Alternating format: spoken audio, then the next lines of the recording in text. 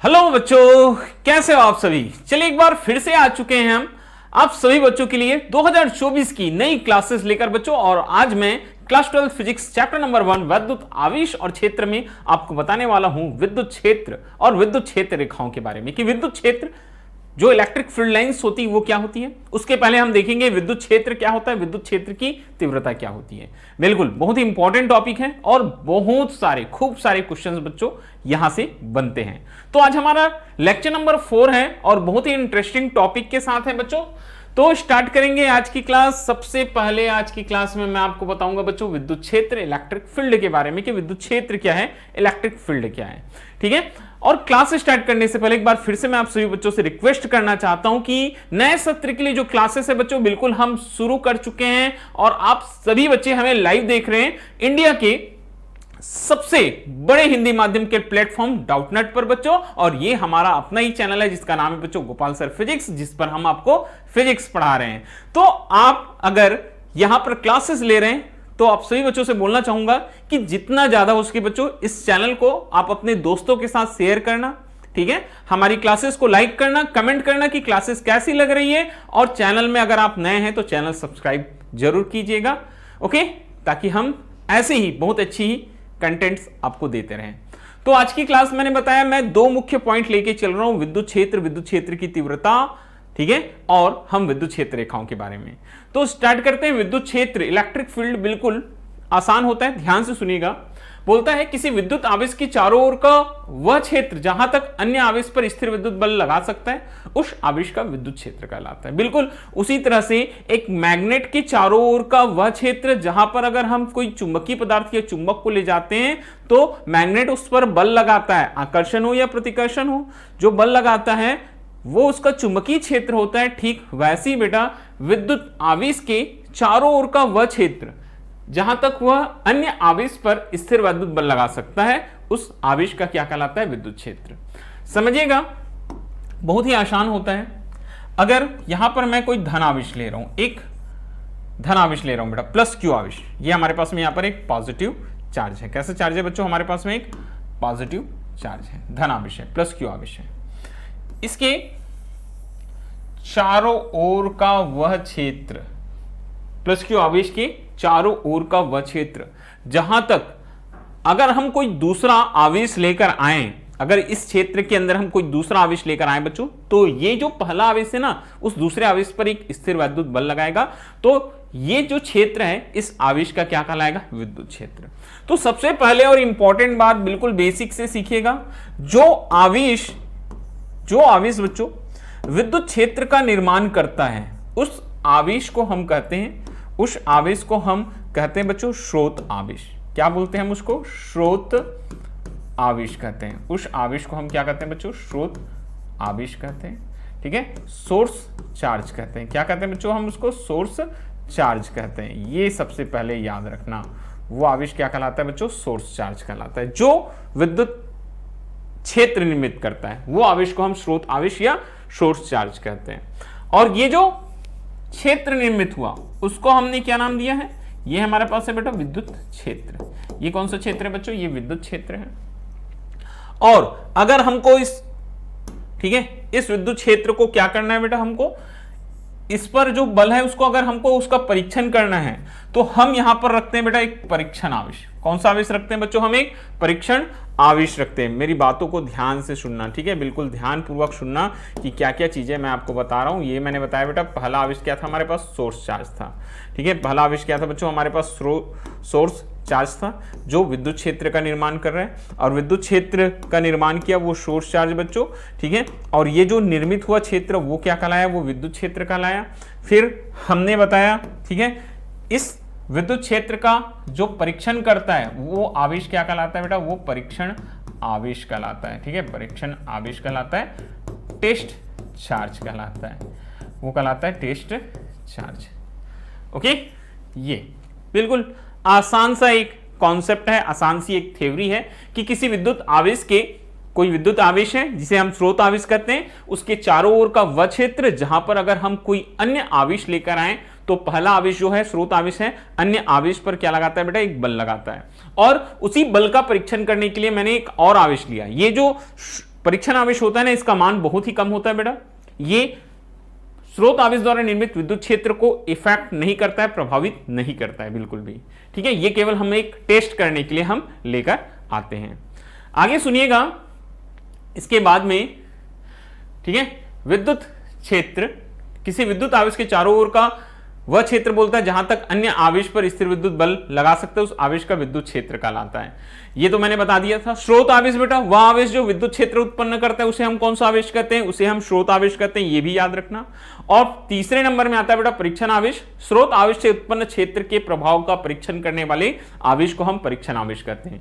तो ये जो छोटे छोटे टर्म्स है ना, ये आपको हमेशा याद रखना है। बात समझ में आई तीनों? विद्युत क्षेत्र, इलेक्ट्रिक फील्ड, किसी विद्युत आवेश के चारों ओर का वह क्षेत्र जहां तक वह अन्य आवेश पर स्थिर विद्युत बल लगा सकता है, उस आवेश का विद्युत क्षेत्र कहलाता है। स्रोत आवेश, ऐसा आवेश जो विद्युत क्षेत्र उत्पन्न करता है, उसे हम स्रोत आवेश कहते हैं। परीक्षण आवेश, टेस्ट चार्ज, स्रोत आवेश से उत्पन्न क्षेत्र के प्रभाव का परीक्षण करने वाले आवेश को हम क्या कहते हैं बच्चों? हम परीक्षण आवेश कहते हैं। तो ये तीनों डेफिनेशन याद रखना।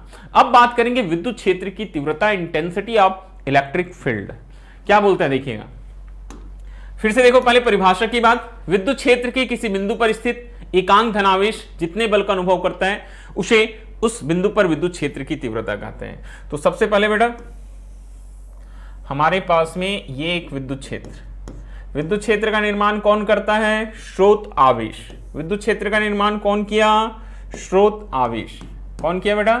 स्रोत आवेश। स्रोत आवेश, ऐसा आवेश जो विद्युत क्षेत्र का निर्माण करता है, वो स्रोत आवेश कहलाया।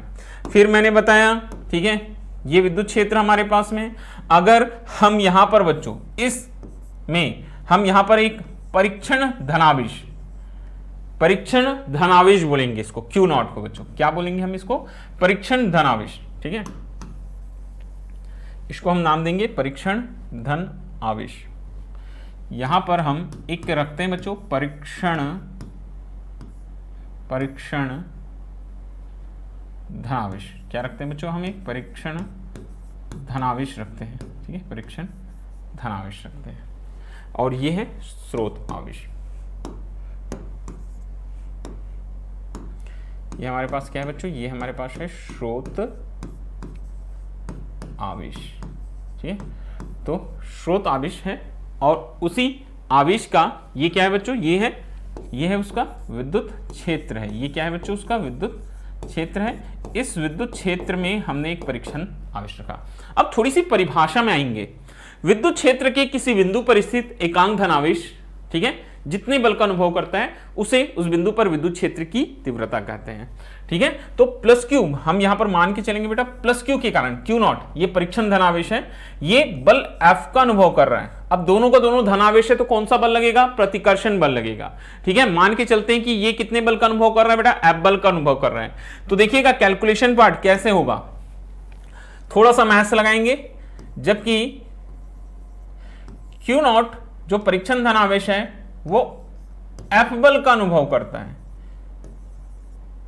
इसलिए एकांक परीक्षण धनावेश F अपॉन Q नॉट बल का अनुभव करेगा। बात समझ में आई क्या? जबकि Q नॉट बल Q नॉट परीक्षण धनावेश F बल का अनुभव करता है, तो एकांक परीक्षण धनावेश F अपॉन Q नॉट बल का अनुभव करेगा। और विद्युत क्षेत्र की तीव्रता की परिभाषा से E is equal to F upon Q naught, ये हमारे पास में बच्चों फार्मूला बन जाएगा। ये हमारे पास में बच्चों फार्मूला बन जाएगा। बात समझ में आई क्या? ये हमारे पास में क्या बन जाएगा बच्चों? फार्मूला बन जाएगा। ये हमारे पास में बच्चों फार्मूला बन जाएगा, E is equal to F upon Q naught. बस आसान है, ठीक है। स्रोत आवेश वह आवेश जो विद्युत क्षेत्र का निर्माण करता है।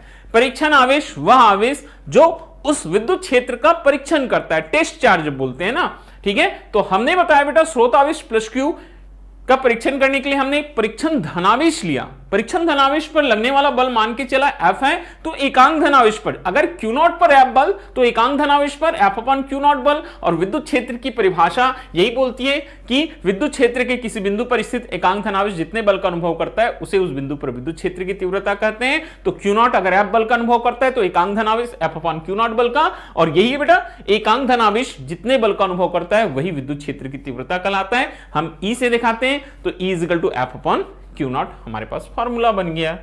बिल्कुल, ये हो गया बेटा हमारे पास फार्मूला बन गया। अब कुछ महत्वपूर्ण चीजें फार्मूला आने के बाद में मैं हमेशा बोलता हूं, आप मात्रक लिखो। मात्रक क्या हो जाएगा बेटा? मात्रक is equal to F upon Q. F का मात्रक क्या होगा? न्यूटन। बहुत ज्यादा पूछा जाता है ना, याद रखना न्यूटन। आवेश का मात्रक क्या होगा? कूलम। तो न्यूटन पर कूलम, ये न्यूटन पर कूलम या न्यूटन कूलम इनवर्स लिखने के तरीके हजार हैं, जैसे चाहे आप लिख सकते हैं। ठीक है, तो मात्रक is equal to F upon Q से न्यूटन पर कूलम, न्यूटन पर कूलम, न्यूटन कूलम इनवर्स, इस तरह से आप मात्रक लिख सकते हैं बेटा। दूसरा महत्वपूर्ण चीज होता है बेटा इसका विमीय सूत्र। विमीय सूत्र क्या होगा? ये भी इंपॉर्टेंट है। Is equal to F upon क्या है हमारे पास? क्यू है। एफ के लिए होता है बेटा बल के लिए M L T inverse square. आवेश का होता है बेटा ए टी, ये क्या आ गया हमारे पास? M L T inverse cube, T inverse cube A inverse, M L T inverse cube A inverse. ठीक है, ये हमारे पास में क्या आ गया बेटा? ये विमेय सूत्र आ गया। ठीक है, ये क्या आ गया हमारे पास? विमेय सूत्र हो गया। M L T inverse square था तो M L T inverse cube A inverse, ये हमारे पास में विमेय सूत्र हो जाता है। अब तीसरी महत्वपूर्ण चीज मैं हमेशा बोलता हूं, प्रकृति। मात्रक, विमीय सूत्र और प्रकृति, ये हमेशा लिखना चाहिए। तो विद्युत क्षेत्र या विद्युत क्षेत्र की तीव्रता, विद्युत क्षेत्र की जो तीव्रता है बच्चों, कैसी राशि है? एक सदिश राशि है। कैसी राशि बच्चों? एक सदिश राशि है। विद्युत क्षेत्र की तीव्रता कैसी राशि? एक सदिश राशि है। ठीक है, ये vector is equal to F upon vector F upon बेटा क्यू नॉट, ये हम लिखते हैं। ये इस तरह से हम लिखते हैं। विद्युत क्षेत्र की तीव्रता कैसी राशि? एक सदिश राशि। Vector is equal to vector F upon Q naught. ये चीजें याद रखना, कुछ बहुत ही महत्वपूर्ण चीजें। तो विद्युत क्षेत्र की तीव्रता समझ में आई आप सभी बच्चों को? ठीक है, विद्युत क्षेत्र के किसी बिंदु पर स्थित एकांक धनावेश जितने बल का अनुभव करता है उसे उस बिंदु विद्युत क्षेत्र की तीव्रता कहते हैं। E is equal to F upon Q बेटा, मात्रक न्यूटन पर कूलम, विमेय सूत्र बताया M L T inverse cube A inverse. विद्युत क्षेत्र की तीव्रता कैसी राशि है? एक सदिश राशि है। अब इसके आगे कुछ की पॉइंट्स हैं। सर्वप्रथम स्रोत आवेश Q के कारण बिंदु P पर विद्युत क्षेत्र ज्ञात करते हैं, बोलता है। ठीक है, स्रोत आवेश के कारण विद्युत क्षेत्र निकाला जाता है। फिर विद्युत क्षेत्र यह निर्धारित करता है कि आवेश Q नॉट पर कितना बल लगेगा। ठीक है, ये चीज है, याद रखना इसको। हाँ, एक बहुत ही इंपॉर्टेंट, छोटा मगर इंपॉर्टेंट, ये अक्सर 3 नंबर में, ठीक है, एग्जाम्स में पूछा जाता है बेटा कि बिंदु आवेश के कारण विद्युत क्षेत्र की तीव्रता का व्यंजक ज्ञात करो। डिराइवेशन है, पहला डिराइवेशन बोल सकते हैं। अभी तक हमने छोटे छोटे फार्मूले देखे थे, फर्स्ट डिराइवेशन, और बहुत इंपॉर्टेंट है और सरल भी। तो एग्जाम में क्वेश्चन आता है कि बिंदु आवेश के कारण विद्युत क्षेत्र की तीव्रता का क्या निकालो, बोलता है बेटा व्यंजक निकालो। तो चलिए स्टार्ट करते हैं। यहां पर एक बिंदु है, ये O बिंदु को क्या लेंगे बेटा अपन? बिंदु को ले लेंगे O, मान के चलते हैं O पर प्लस Q आवेश है। इस से स्मॉल r डिस्टेंस पर एक पॉइंट लेंगे बेटा, एक पॉइंट लेंगे। पॉइंट क्या ले लेंगे? P। ठीक है, ये पॉइंट ले लिए P। ठीक है, P। अब ठीक है, बिंदु आवेश के कारण क्या निकालो, बोलता है बेटा विद्युत क्षेत्र की तीव्रता ज्ञात करना है या विद्युत क्षेत्र निकालना है। तो मैंने एक छोटा सा डायग्राम बनाया। एक बिंदु O लिया, O पर कितना आवेश है बच्चों? प्लस Q आवेश है। R दूरी पर बिंदु P लिया जहां पर विद्युत क्षेत्र की तीव्रता ज्ञात करना है। ठीक है, याद रखना, इसको लिख भी सकते हैं, यहां लिख लेना। माना बिंदु O पर प्लस Q आवेश है, ठीक है, जिससे स्मॉल r दूरी पर बिंदु P है, जिस पर विद्युत क्षेत्र ज्ञात करना है, जिस पर विद्युत क्षेत्र ज्ञात करना है। ठीक है, जिस पर विद्युत क्षेत्र ज्ञात करना है। यहां पर हम मान के चलेंगे बेटा, माना बिंदु P पर परीक्षण आवेश Q0 है, तो प्लस Q आवेश के कारण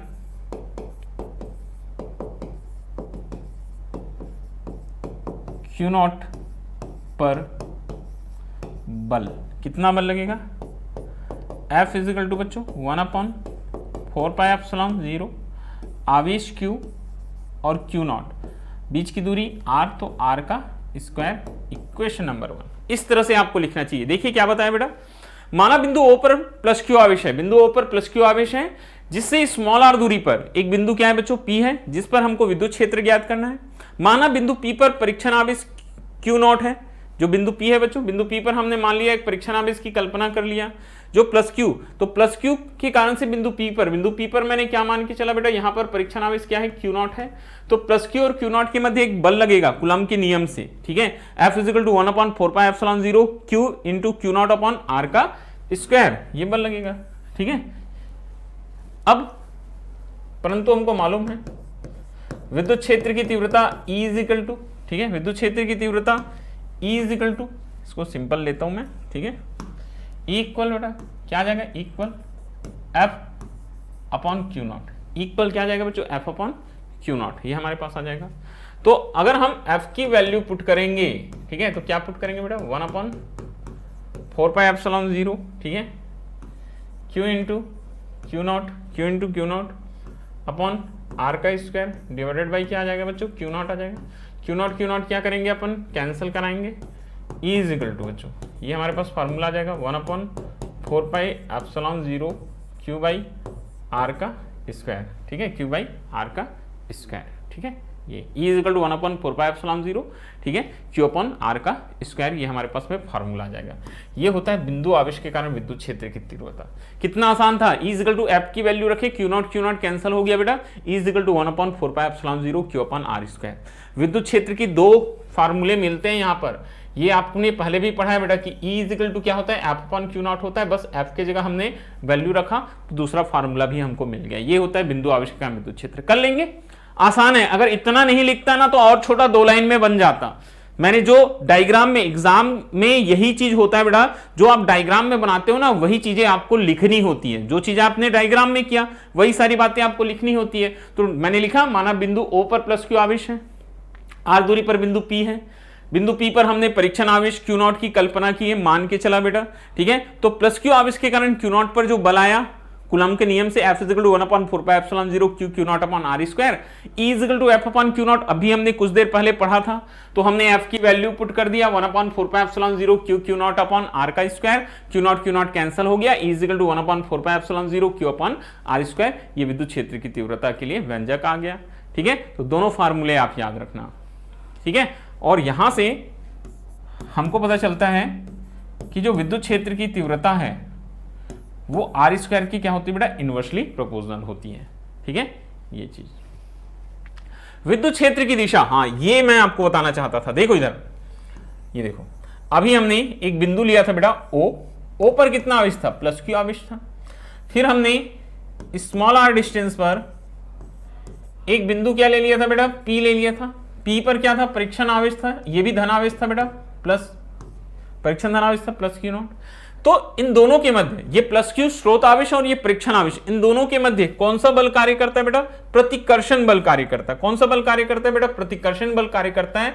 तो जो विद्युत क्षेत्र की दिशा है ना, वो विद्युत क्षेत्र की दिशा वो हमेशा आउटवर्ड डायरेक्शन में रहेगी बेटा। विद्युत क्षेत्र की दिशा जो है हमेशा आउटवर्ड डायरेक्शन में रहेगी और लगने वाले बल की दिशा भी हमेशा आउटवर्ड डायरेक्शन में। रीजन होता है इन दोनों के मध्य कार्य करने वाला प्रतिकर्षण बल, ये प्रतिकर्षण बल। और वैसे ही बच्चों, अगर मैं ये O है, O पर मान के चलूं माइनस, O पर जो आवेश है बेटा वो कैसा आवेश है? वो माइनस Q आवेश है, ये मान के चलते हैं। अब यहां पर R दूरी पर बच्चों हमारे पास फिर से बेटा स्मॉल r डिस्टेंस पर बिंदु P है। P पर हमने परीक्षण आवेश ले लिया, ये Q0, ये धन आवेश है। अब देखो इन दोनों के बीच में, अब देखो बेटा इन दोनों के बीच में लगेगा क्या? आकर्षण बल लगेगा। तो ऋण आवेश के कारण जो बल लगेगा वो अंदर की दिशा में होगा और विद्युत क्षेत्र की तीव्रता भी सेम बेटा वो अंदर की दिशा में होगा। तो ये दोनों एकदम दिमाग में बैठा लो कि जब भी कोई धनावेश होता है तो विद्युत किसी बिंदु पर विद्युत क्षेत्र की तीव्रता हमेशा परपेंडिकुलर आउटवर्ड डायरेक्शन में लंबवत बाहर की ओर होता है। अगर किसी बिंदु पर ऋणावेश है तो ऋणावेश के कारण विद्युत क्षेत्र की दिशा अंदर की ओर होता है, क्योंकि जो हम मानते हैं वो परीक्षण धनावेश को मानते हैं बच्चों, ठीक है, एज्यूम करते हैं वो धनावेश होता है, तो धनावेश के कारण प्रतिकर्षण बल दिशा आउटवर्ड, धनावेश के कारण से ऋणावेश है तो ऋणावेश के कारण से दिशा इनवर्ड डायरेक्शन में रहेगी, ठीक है। ये चीज आपको बहुत काम आएगा, हमेशा याद रखना बेटा किस तरह से हम विद्युत क्षेत्र की दिशा देखते हैं, ठीक है। तो ये मैंने आपको बताया विद्युत क्षेत्र की तीव्रता और उसकी जो डायरेक्शंस होती कैसे हमको निकालना है। अब हम बात करेंगे बेटा विद्युत क्षेत्र रेखाओं की, ठीक है। मैंने बताया था आज की क्लास में हम इलेक्ट्रिक फील्ड लाइंस की बात करने वाले हैं। तो विद्युत क्षेत्र रेखाएं, इलेक्ट्रिक फील्ड लाइंस क्या होती है? विद्युत क्षेत्र में बोलता है कि एकांक धनावेश, विद्युत क्षेत्र में एकांक धनावेश जिस पथ पर गमन करता है उसे विद्युत क्षेत्र रेखा कहते हैं। मतलब बोल सकते हैं कि एकांक धनावेश की चलने की जो दिशा होती है, एकांक धनावेश की चलने की जो दिशा होती है वो दिशा क्या कहलाती है बेटा? वो विद्युत क्षेत्र रेखा कहलाती है। या ऐसे भी बता सकते हैं कि विद्युत क्षेत्र रेखा विद्युत क्षेत्र में खींची गई वह काल्पनिक निष्कोण वक्र है जिस पर एकांक धनावेश गमन कर सकता है। वर्डिंग में थोड़ा सा डिफरेंस है, चीजें वही है। माइकल फैराडे ने बताया था बेटा कि विद्युत क्षेत्र में एकांक धनावेश जिस पथ पर गमन करता है उसे विद्युत क्षेत्र रेखा कहते हैं। या विद्युत क्षेत्र रेखा विद्युत क्षेत्र में खींची गई काल्पनिक रेखाएं बोलता है निष्कोण, जिसमें कोई कोण नहीं बनता, निष्कोण और काल्पनिक रेखाएं जिस पर एकांक धनावेश क्या कर सकता है? गमन कर सकता है। इस तरह से आप डेफिनेशन लिख सकते हैं। या एक डेफिनेशन ये भी बनता है बेटा, ठीक है, पहला वाला तो याद हो गया, एकांक धनावेश जिस पथ पर गमन करता है उसे हम विद्युत क्षेत्र रेखा कहते हैं। तो विद्युत क्षेत्र रेखाओं को हम ऐसे भी बता सकते हैं कि विद्युत क्षेत्र रेखाएं विद्युत क्षेत्र में खींची गई निष्कोण वक्र रेखाएं होती है जिसके किसी भी बिंदु पर खींचा गया स्पर्श रेखा। ये एक विद्युत क्षेत्र रेखा है। ये डायग्राम आपको दिख रहा है, ये क्या चीज है बेटा हमारे पास में? ये क्या चीज है? ये है विद्युत क्षेत्र रेखा। विद्युत क्षेत्र रेखा पर देखिए कुछ बिंदुएं दिखाई दे रही है आपको, विद्युत क्षेत्र रेखा है। विद्युत क्षेत्र रेखा पर आपको कुछ बिंदुएं दिखाई दे रही है, P, Q और R। इन पर अगर हम स्पर्श रेखा खींचें तो इन बिंदुओं पर खींचा गया स्पर्श रेखा इन बिंदुओं पर विद्युत क्षेत्र की तीव्रता की दिशा को क्या करती है बच्चों? प्रदर्शित करती है। तो विद्युत क्षेत्र रेखाएं विद्युत क्षेत्र में खींची गई सीधी या निष्कोण वक्र रेखाएं होती है जिसके किसी भी बिंदु पर खींची गई स्पर्श रेखा उस बिंदु पर परिणामी विद्युत क्षेत्र को प्रदर्शित करती है। तो ये तीन परिभाषाएं मैंने बताया। विद्युत क्षेत्र में एकांक धनावेश जिस पथ पर गमन करता है उसे विद्युत क्षेत्र रेखा कहते हैं। विद्युत क्षेत्र रेखा विद्युत क्षेत्र में खींची गई काल्पनिक और निष्कोण वक्र रेखाएं होती है जिस पर एकांक धनावेश गमन कर सकता है। या विद्युत क्षेत्र रेखाएं विद्युत क्षेत्र में खींची गई निष्कोण वक्र रेखाएं जिसके किसी बिंदु पर अगर हम स्पर्श रेखा खींचते हैं तो वह स्पर्श रेखा उस बिंदु पर विद्युत क्षेत्र की तीव्रता की दिशा को बताती है, इस तरह से, ठीक है। अब बात करेंगे बेटा इनके गुणों की, विद्युत क्षेत्र रेखाओं के गुण, जो properties of electric field lines होती है। तो सबसे पहला जो गुण है यही है बेटा कि विद्युत क्षेत्र रेखाएं धनावेश से शुरू होकर ऋणावेश पर समाप्त होती हैं।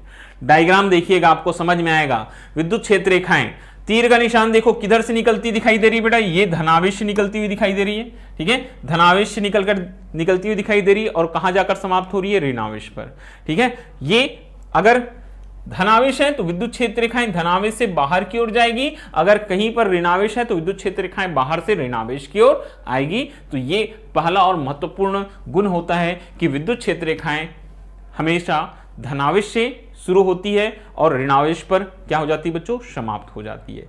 ये आप हमेशा याद रखना विद्युत क्षेत्र रेखा के संदर्भ में कि विद्युत क्षेत्र रेखाएं धनावेश से शुरू होकर ऋणावेश पर क्या हो जाती है बच्चों? समाप्त हो जाती हैं।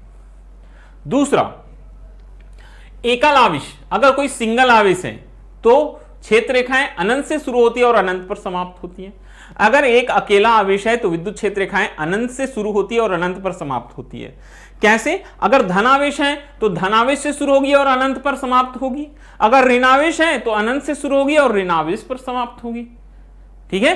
बात समझ में आई? दूसरा पॉइंट एक बार फिर से पढ़ लो बेटा। एकल आवेश मतलब सिंगल चार्ज है, एक ही आवेश है, चाहे वो धनावेश हो या ऋणावेश हो, तो विद्युत क्षेत्र रेखाएं अनंत से शुरू होती है। कौन से केस में अनंत से शुरू होती है? ऋणावेश के केस में अनंत से शुरू होती है और ऋणावेश पर आकर क्या हो जाती है? समाप्त हो जाती है।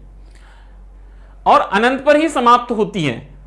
धनावेश के केस में क्या जाएगा, ये धनावेश से शुरू होगी और अनंत पर जाकर क्या हो जाएगी, समाप्त हो जाएगी। तो ये सिंगल चार्ज के केस में बेटा। हाँ, थर्ड नंबर इसी डायग्राम से हम समझते हैं तीसरे को भी बेटा। एक विलगित मतलब एक अकेला स्वतंत्र जो धनावेश है बच्चों के कारण विद्युत क्षेत्र रेखाएं त्रिज्यत बाहर की तरफ तथा ऋणावेश के कारण क्षेत्र रेखाएं त्रिज्यत अंदर की ओर। अगर धनावेश है तो विद्युत क्षेत्र रेखाएं ना परपेंडिकुलर आउटवर्ड डायरेक्शन में, परपेंडिकुलर कैसे जाती है बेटा, आउटवर्ड डायरेक्शन में जाती है, मतलब त्रिज्यत बाहर की ओर। और ऋणावेश है तो विद्युत क्षेत्र रेखाएं लंबवत अंदर की ओर, त्रिज्यत अंदर की ओर। त्रिज्यत मतलब रेडियली, त्रिज्या की दिशा में अंदर की ओर या त्रिज्या की दिशा में बाहर की ओर जाती है, ये हम बता सकते हैं बिल्कुल। ठीक है, ये कौन सी कंडीशन में, एक विलगित धनावेश के कारण से। तो तीनों पॉइंट आपको समझ में आया होगा। चौथा जो हमने डेफिनेशन में भी देखा था बेटा, क्या होता है बताता है चौथा पॉइंट, विद्युत क्षेत्र रेखाएं या विद्युत बल रेखा की किसी बिंदु पर खींची गई स्पर्श रेखा उस बिंदु पर विद्युत क्षेत्र की दिशा को व्यक्त करती है। हमारे पास में यहां पर है बेटा एक विद्युत क्षेत्र रेखा, क्या है हमारे पास में यहां पर एक विद्युत क्षेत्र रेखा है। ये क्या है बच्चों, ये विद्युत क्षेत्र रेखा है। तो विद्युत क्षेत्र रेखा है तो विद्युत क्षेत्र रेखा के किसी बिंदु पर, ठीक है, विद्युत क्षेत्र रेखा में 3 बिंदु ले लिया, पी क्यू आर अभी तो समझाया था। इस पर खींची गई जो स्पर्श रेखा है इस बिंदु पर विद्युत क्षेत्र की तीव्रता की दिशा को, जैसे पी है तो पी पर विद्युत क्षेत्र की तीव्रता की दिशा ईपी हो गई, क्यू है तो ईक्यू हो गया, आर है तो ईआर हो गया। तो ये चौथा पॉइंट भी इंपॉर्टेंट है कि विद्युत क्षेत्र रेखाएं या विद्युत बल रेखा की किसी बिंदु पर खींची गई स्पर्श रेखा उस बिंदु पर विद्युत क्षेत्र की दिशा को क्या करती बच्चों, व्यक्त करती है। बिल्कुल। पांचवा, दो विद्युत क्षेत्र रेखाएं एक दूसरे को कभी नहीं काटती। मोस्ट इंपॉर्टेंट, बहुत बार एग्जाम्स में पूछा गया पॉइंट है। क्या बोलता है, दो विद्युत क्षेत्र रेखाएं जो होती है वो एक दूसरे को कभी नहीं काटती। क्यों नहीं काटती, देखो मान के चलना कि काट दिया, दो विद्युत क्षेत्र रेखा एक दूसरे को काट दिया, तो ये जो कटान बिंदु होगा ना बेटा, ये जो कटान बिंदु होगा, इस कटान बिंदु पर विद्युत क्षेत्र की 2 दिशाएं होंगी। ये अगर कटान बिंदु को मैं P नाम दूं तो इस P पर विद्युत क्षेत्र की 2 दिशाएं होगी, जो कि संभव नहीं है। विद्युत क्षेत्र की तो कोई एक ही दिशा हो सकती है।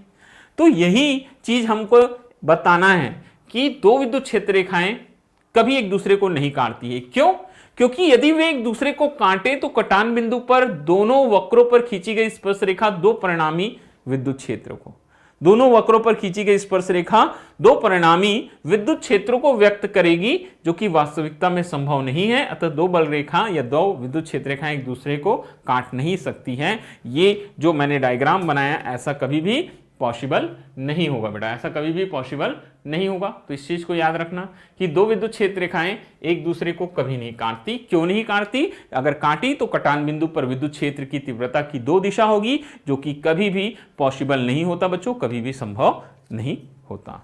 ठीक है, तो ये 5वां पॉइंट बहुत इंपॉर्टेंट है। 6वां नंबर, विद्युत क्षेत्र रेखाएं जो होती है बच्चों, ठीक है, विद्युत क्षेत्र रेखाएं जो होती है वो खुले वक्र के रूप में होती है। बोलते हैं कैसे होती है बच्चों, वो खुले वक्र के रूप में होती है। क्यों, क्योंकि ये रेखाएं धनावेश से शुरू होती है और ऋणावेश पर समाप्त हो जाती है। तो ये ओपन कर्व के रूप में, ओपन क्योंकि धन से ऋण की ओर जा रही है और ऋण से धन आ रही है, क्या वापस नहीं। आगे जब आप लोग मैग्नेटिक फील्ड लाइंस पढ़ेंगे वहां पर देखना, मैग्नेटिक फील्ड लाइंस 10th में भी पढ़े होंगे बेटा। चुंबकीय क्षेत्र रेखाएं जो होती हैं वो नॉर्थ पोल से साउथ पोल जाती है चुंबक के बाहर, और चुंबक के अंदर साउथ से कहां आती है, नॉर्थ। तो वो एक क्लोज्ड कर्व बनाती है। ठीक है, मैग्नेटिक फील्ड लाइंस पढ़ा है 10th क्लास में सभी बच्चों ने। चुंबकीय क्षेत्र रेखाएं जो होती बेटा वो चुंबक के बाहर नॉर्थ टू साउथ चलती है और चुंबक के अंदर साउथ टू नॉर्थ चलती है। तो वो एक क्लोज्ड कर्व बना लेती है। मगर विद्युत क्षेत्र रेखाएं जो होती हैं वो धनावेश से ऋणावेश ही जाती है, वापस नहीं आती ऋणावेश से धनावेश। तो ये एक ओपन कर्व बनाती है। तो यही पॉइंट हमने 6वें में लिखा है बेटा कि विद्युत क्षेत्र रेखाएं खुले वक्र के रूप में होती है। ये रेखाएं धनावेश से शुरू होती है तथा ऋणावेश पर क्या हो जाती है, समाप्त होती है। 7वां बोलते हैं किसी भी आवेश से शुरू या समाप्त होने वाली विद्युत क्षेत्र रेखाओं की संख्या उस आवेश के परिमाण के समानुपाती होती है, अर्थात जितनी ज्यादा रेखाएं उतना ही अधिक परिमाण का आवेश। बिल्कुल बिल्कुल सही पॉइंट है बेटा 7। अगर किसी विद्युत क्षेत्र में आवेश का परिमाण अधिक रहा, मतलब आवेश की अधिकता होगी तो विद्युत क्षेत्र रेखाओं की संख्या ज्यादा होगी। अगर आवेश की कमी होगी तो विद्युत क्षेत्र रेखाओं की संख्या कम होगी, क्योंकि विद्युत क्षेत्र रेखाओं की जो संख्या है ना वो आवेश के परिमाण पर निर्भर करती है। आवेश जितना अच्छा होगा, जितना ज्यादा होगा बेटा, उतना ही विद्युत क्षेत्र रेखाएं, number of magnetic field lines की, इलेक्ट्रिक फील्ड लाइंस की संख्या ज्यादा होगी। तो यही चीज बोलता है, किसी आवेश से शुरू या समाप्त होने वाली विद्युत क्षेत्र रेखाओं की संख्या उस आवेश के परिमाण की क्या होती है, समानुपाती होती है। और समानुपाती का अर्थ यही होता है कि दोनों राशियों का मान साथ साथ बढ़े और साथ साथ घटे। तो आवेश का परिमाण अधिक तो विद्युत क्षेत्र रेखाओं की संख्या अधिक, आवेश का परिमाण अगर कम तो विद्युत क्षेत्र रेखाओं की संख्या कम। 8वां नंबर, किसी स्थान पर विद्युत क्षेत्र के लंबवत रखे एकांक क्षेत्रफल से गुजरने वाली, किसी स्थान पर बोलता है बेटा विद्युत क्षेत्र के लंबवत रखे एकांक क्षेत्रफल से गुजरने वाली विद्युत क्षेत्र रेखाओं की संख्या उस स्थान पर क्षेत्र की तीव्रता के तुल्य होता है। सेम फिर से बात आ गई, जैसे आवेश की तुल्य है वैसी विद्युत क्षेत्र की तीव्रता के समानुपाती होती है। अर्थात क्षेत्र रेखाएं जितनी पास पास होगी क्षेत्र उतना ही अधिक प्रबल होगा बोलेंगे। अगर बहुत सारी इलेक्ट्रिक फील्ड लाइंस दिखाई दे रही है, विद्युत क्षेत्र रेखाएं दिखाई दे रही है, मतलब वहां विद्युत क्षेत्र की तीव्रता अधिकतम है बच्चों, ठीक है, और कम दिखाई दे रही है, दूर दूर दिखा रही है, तो विद्युत क्षेत्र कैसा है वहां पास में, दुर्बल है। इसी को उल्टा भी बोल सकते हो, अगर विद्युत क्षेत्र अधिक है तो विद्युत क्षेत्र रेखाओं की संख्या पास पास और सघन दिखाई देगी, और विद्युत क्षेत्र अगर दुर्बल है तो विद्युत क्षेत्र रेखाएं दूर दूर दिखाई देगी और उनकी संख्या क्या दिखाई देगी बच्चों, कम दिखाई देगी। ठीक है, उनकी संख्याएं कैसे दिखाई देगी, हमको कम दिखाई देगी। 9, विद्युत क्षेत्र रेखाएं लंबाई की दिशा में सिकुड़ने का प्रयास करती है, अतः कह सकते हैं कि विपरीत आवेशों में आकर्षण होता है। अगर एक धनावेश है, ऋण आवेश है, तो विद्युत क्षेत्र रेखाएं कैसे दिखाई दे रही, वो धन से ऋण की ओर आती, तो ऐसा लगता है कि लंबाई में सिकुड़ने का प्रयास कर रही है। ठीक है, लंबाई में सिकुड़ने का प्रयास कर रही है। इससे यह साबित हो जाता है बेटा कि विपरीत आवेशों में क्या होता है, आकर्षण होता है। तथा क्षेत्र रेखाएं चौड़ाई की दिशा में फैलने का प्रयास करती है। ये देखो, दोनों धनावेश है, ये फैल रही है, एक दूसरे से दूर जाने का प्रयास कर रही है बेटा, फैलने का प्रयास करती है। तो कहा जा सकता है कि समान प्रकृति के आवेश एक दूसरे को क्या करते हैं, प्रतिकर्षित करते हैं। फिर से सुनिएगा, विद्युत क्षेत्र रेखाएं लंबाई की दिशा में सिकुड़ने का, जब धनावेश से ऋण आवेश आ रही है तो ऐसा लग रहा है कि सिकुड़ रही लंबाई की दिशा में, संकुचित हो रही है। क्यों? क्योंकि विपरीत आवेशों में क्या होता है, आकर्षण। ठीक है, और रेखाएं चौड़ाई में फैलने का प्रयास करती है। फैल रही मतलब समान आवेशों में क्या होता है बच्चों, प्रतिकर्षण होता है। एक दूसरे को क्या करती है बच्चों, प्रतिकर्षित करती है। बिल्कुल। आगे 10वां नंबर, विद्युत क्षेत्र रेखाएं समविभव पृष्ठ के हमेशा लंबवत होती हैं। अगर ये कोई समविभव पृष्ठ है बेटा, तो विद्युत क्षेत्र रेखाएं जो होती है पृष्ठ के हमेशा कैसे होती हैं, बोलते हैं लंबवत होती है। हमेशा कैसे होती है बच्चों, ये पृष्ठ के हमेशा लंबवत होती है। ये पृष्ठ के लंबवत ही अंदर आती है और पृष्ठ के लंबवत ही क्या होती है बेटा, बाहर निकल जाती है। हमेशा ये पृष्ठ के क्या होती है, पृष्ठ के लंबवत होती है। ये आरी मतलब ऋण आवेश है, जारी मतलब यहां पर क्या है, आवेश है बेटा, धनावेश है। धनावेश है तभी तो धनावेश से निकलती है, और ऋणावेश पर क्या होती है, समाप्त होती है। ये विद्युत क्षेत्र रेखाएं समविभव पृष्ठ आवेशित चालक की हमेशा कैसे होती है बेटा, लंबवत। पृष्ठ के हमेशा कैसे होगी, लंबवत होगी। ऋण आवेश है तो अंदर की ओर आती दिखाई देगी, धनावेश है तो बाहर की ओर जाती हुई दिखाई देगी। 11वां नंबर में क्या बोलता है कि विद्युत क्षेत्र रेखाएं चालक के अंदर से होकर नहीं गुजरती है, तो चालक के अंदर विद्युत क्षेत्र शून्य होता है। बहुत इंपॉर्टेंट पॉइंट है। देखो, विद्युत क्षेत्र रेखाएं चालक के अंदर से गुजरी क्या, नहीं, ये पृष्ठ पर समाप्त हो जाती है और पृष्ठ से ही बाहर निकलती है। तो यहां पर हम बोल सकते हैं बेटा चालक के अंदर से नहीं गुजर रही है, तो चालक के अंदर जो विद्युत क्षेत्र है E, उसका परिमाण कितना होगा बच्चों, 0 होगा। E की वैल्यू कितनी होगी बेटा, 0 होगी। ठीक है, ये चीज। चलो मैं एक क्वेश्चन बताता हूं इसी पर, बहुत ही जबरदस्त क्वेश्चन है। क्या बोलता है बेटा, प्रश्न ध्यान से सुनिएगा। हमारे पास क्या है, बोलता है 2 धनावेश है, बोलता है Q1 और Q2, और कैसा है बेटा, Q1 ग्रेटर देन है Q2 और एक दूसरे से D दूरी पर है, बोलता है। हमारे पास में बच्चों यहां पर 2 आवेश है। ये हमारे पास पहला आवेश है Q1, ठीक है, और यहां से D दूरी पर दूसरा आवेश है Q2। कितनी दूरी पर है बेटा, D दूरी पर है, एक दूसरे से D दूरी पर स्थित है। उनके लिए विद्युत क्षेत्र रेखाएं दोनों के दोनों धनावेश हैं। दोनों के दोनों कैसे हैं बच्चों, धनावेश है। तो धनावेश है तो विद्युत क्षेत्र रेखाएं कैसी होगी, देखो विद्युत क्षेत्र रेखाएं कैसी होगी, धनावेश है बेटा, धनावेश है तो विद्युत क्षेत्र रेखाएं यहां से क्या होगी, इस तरह से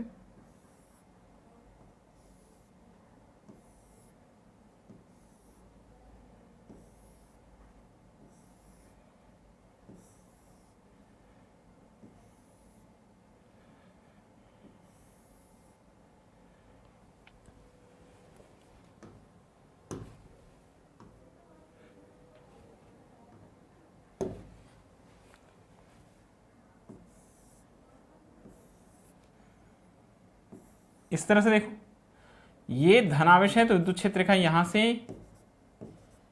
इस तरह से दूर जाती हुई दिखाई देगी, इस तरह से दूर जाती हुई दिखाई देगी। ठीक है, ये भी धनावेश है बोलता है, मगर यहां पर एक स्पेशल बात बोला गया है बेटा, ये जो आवेश है ना Q1 और Q2, ये जो हमारे पास में क्या है बच्चों, ये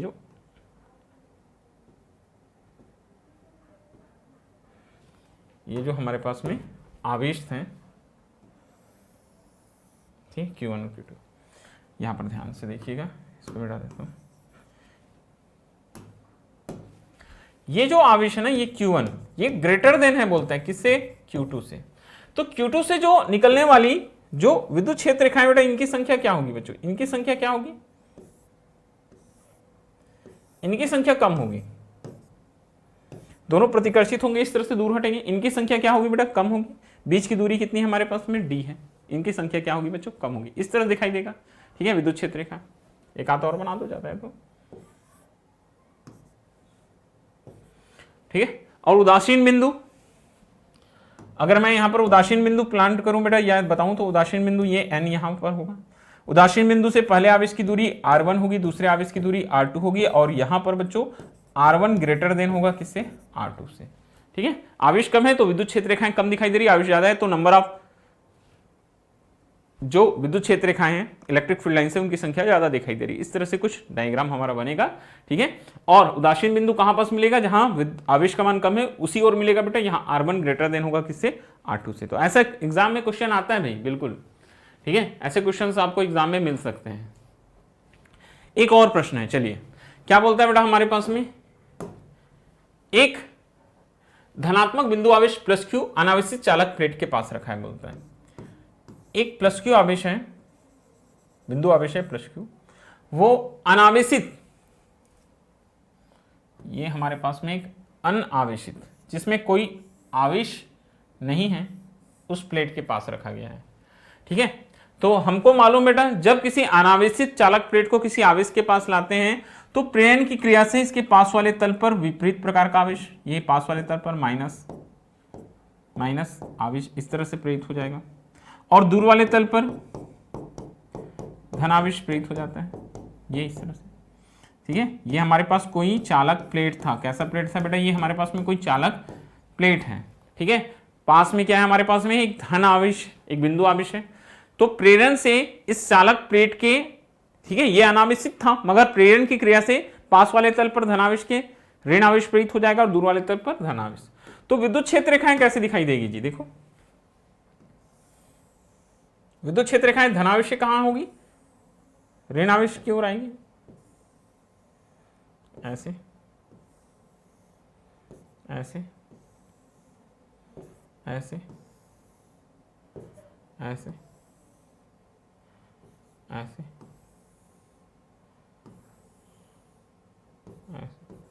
ऐसे कुछ दिखाई देगी पिंजड़े की तरह, इस तरह से बनेगा विद्युत क्षेत्र रेखा। ऐसे आपको डायग्राम बनाने के लिए आ सकता है बेटा, ऐसे क्वेश्चंस जो हैं आपको एग्जाम्स में पूछे जा सकते हैं। ठीक है, ये अब यहां पर पूछता है बेटा, एक समान विद्युत क्षेत्र और असमान विद्युत क्षेत्र, जहां पर विद्युत क्षेत्र रेखाएं परिमाण और दिशा में एक समान होती है वो एक समान विद्युत क्षेत्र कहलाता है। उस विद्युत क्षेत्र को एक समान विद्युत क्षेत्र कहते हैं जिसके प्रत्येक बिंदु पर विद्युत क्षेत्र परिमाण और दिशा समान, अर्थात कैसे होते हैं बोलता है बेटा, नियत होते हैं। और उस विद्युत क्षेत्र को असमान विद्युत क्षेत्र कहते हैं जिसके भिन्न भिन्न बिंदु पर विद्युत क्षेत्र क्या होता है, भिन्न भिन्न। चित्र देखकर समझ में आ रहा है, विद्युत क्षेत्र रेखाओं का परिमाण मैग्नीट्यूड है और डायरेक्शन है सेम है बेटा, तो ये एक समान विद्युत क्षेत्र। यहां पर विद्युत क्षेत्र रेखाओं का परिमाण और दिशा अलग अलग है, तो ये असमान विद्युत क्षेत्र। चलिए एक छोटा सा क्विज है हमारे पास में, एक ही क्वेश्चन रखा हूं बेटा, आंसर दीजिएगा। दो विद्युत क्षेत्र रेखाएं एक दूसरे को किस कोण पर काटती है? ऑप्शन है ए 90 डिग्री, बी है 45 डिग्री, सी है 30 डिग्री, या नहीं काटती है। हमने आज ही आपको बताया कि दो विद्युत क्षेत्र रेखाएं एक दूसरे को कभी नहीं काटती हैं। अगर काटेगी तो कटान बिंदु पर विद्युत क्षेत्र की दो दिशाएं मिलेगी, जो कि संभव नहीं होता है बच्चों। तो आंसर क्या आंसर आएगा, ऑप्शन डी बिल्कुल सही होगा। ओके, तो आज के लिए बस इतना ही बच्चों। अगर आपको हमारी क्लासेस अच्छी लग रही होगी तो ये चैनल आप जरूर सब्सक्राइब करना, अपने दोस्तों के साथ शेयर करना बच्चों, ऐसी और क्लासेस आपके लिए लेकर आते रहेंगे। ओके, तो आज के लिए बस इतना ही। आप सभी को थैंक यू आज की क्लास देखने के लिए बच्चों, फिर मिलते हैं नेक्स्ट लेक्चर में।